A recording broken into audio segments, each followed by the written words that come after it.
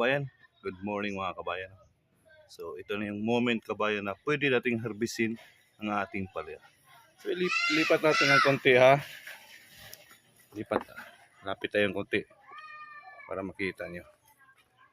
So nakita nyo yung mga ampalaya kabayan. Dalawa lang kukunin nyo. Pwede na yata tatlo. Tirahin na natin to. Tirahin ng iba. Dito to. Kita nyo.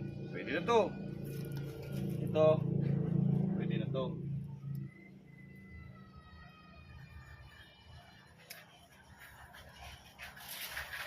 So, sarap pakinggan, no? Meron na tayong pang-ulam fresh from the backyard. So, meron pa dito, pero ito medyo maliit pa. Ito okay na to. Sarap. So, pwede ito utanin. Uta na to. So, isa ko lang to sa rate para siya mapundo. Kasi meron akong utan kanina, pinili ko kanina sa merkado. Kaya yun lang muna ang uutanin ko. So ito, isa ko lang muna sa rate. So, meron ng mga seedlings na dito na tumutubo. Ang palaya pa rin yun. Dito.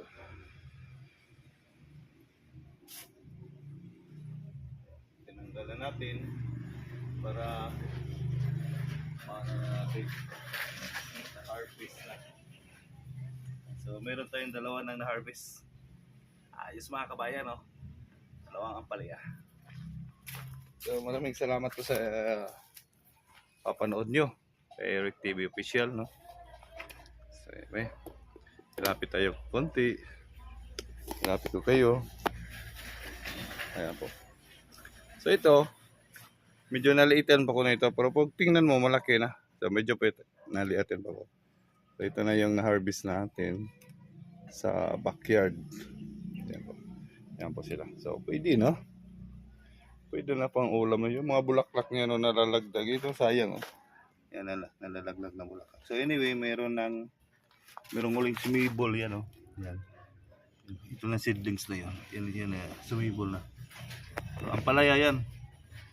Andito, hindi pa. Merong mga mamaliit. Ayan po. Okay mga kabayan, thank you for watching mga kabayan, ha. Ayan, palaki, oh. Palaki na din yan. Thank you for watching. Bye-bye.